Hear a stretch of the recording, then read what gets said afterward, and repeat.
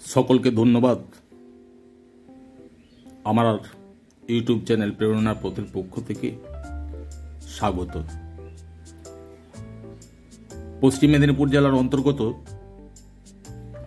গড়বেতা এলাকা সহ জঙ্গলমহল বিস্তীর্ণ এলাকাতে বিগত দিনে বেশ কিছুদিন পূর্বে প্রায় 200 বছরেরও অধিক সময়কালীন যে ব্রিটিশ বিরোধী আন্দোলন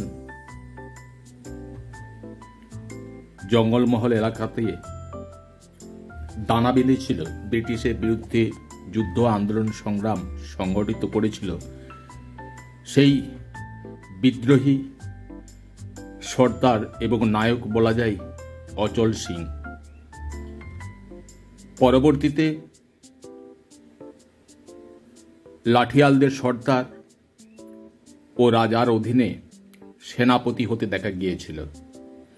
বিগত দিনের এই আঞ্চলিক এলাকার ইতিহাস যা অনেকেরই অজানা, এই বিগত দিনের সময়কালীনের সূত্রপাত ধরেই এই এলাকার যে ঐতিহ্য, বিভিন্ন দর্শনীয় স্থান, জঙ্গলমহল এলাকার বেশ কিছু ইতিহাস যা সেইভাবে বিভিন্ন পাঠ্যসূচি বর্তমান ইতিহাসের পাতায় সেইভাবে সাধারণভাবে সচরাচর দেখতে পাওয়া যায় না, তাই কিছু জানা দরকার।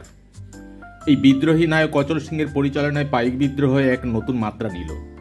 1806 থেকে 1816 খ্রিস্টাব্দের মধ্যে এই বিদ্রোহী সমস্ত বঙ্গী রাজ্য এবং তার পার্শ্ববর্তী স্থান বাঁকুড়া ও হুগলি জেলার বেশ কিছু অংশ এই বিদ্রোহীদের দেশপ্রেমের অগ্নিশিখায় চলতে লাগলো। ইংরেজরা কোনো কোনো সময় নিরুপায় দর্শক হয়ে থাকতে বাধ্য হয়েছিল। হ্যামিল্টন লিখছেন, ডেসক্রিপশন অফ হিন্দুস্তান 1820, কলকাতা থেকে যদিও 60 মাইলের মধ্যে অবস্থিত, 1816 খ্রিস্টাব্দ পর্যন্ত ওই অঞ্চলে সরকারি কর্তৃত্ব কখনোই দৃঢ়ভাবে প্রতিষ্ঠিত হয়নি। এখানে শান্তিপ্রিয় অধিবাসীরা নিজেদের সুরক্ষিত বলে মনে করতে পারেনি, যে সুরক্ষা এই প্রদেশের অন্যান্য স্থানে সার্থকভাবে দেওয়া গিয়েছিল। হ্যামিল্টন এই বিদ্রোহীদের বলছেন তারা ছিল লুঠেরা, দস্যু।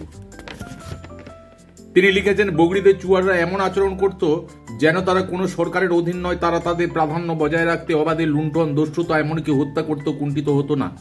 অবশ্যই ইংরেজরা হ্যামিল্টনের এই উক্তি কতটা সত্যি সেই বিষয়ে সন্দেহ জাগে। ইংরেজরা বিদ্রোহীদের এইভাবে সম্বোধন করত, কিন্তু নিজের অত্যাচারের কথা তারা বিমালং চেপে গিয়েছিল। এই বিদ্রোহ কঠোরভাবে দমন করার জন্য ইংরেজদের আদৌ দেরি করেনি। স্থানীয় পুলিশ স্বাভাবিকভাবে এই বিদ্রোহ দমনে অপারগ ছিল, সেই কারণে গভর্নর জেনারেলের নির্দেশে হেনরি ও কোলে এলেন এই বিদ্রোহীকে চূর্ণ করতে। প্রথমে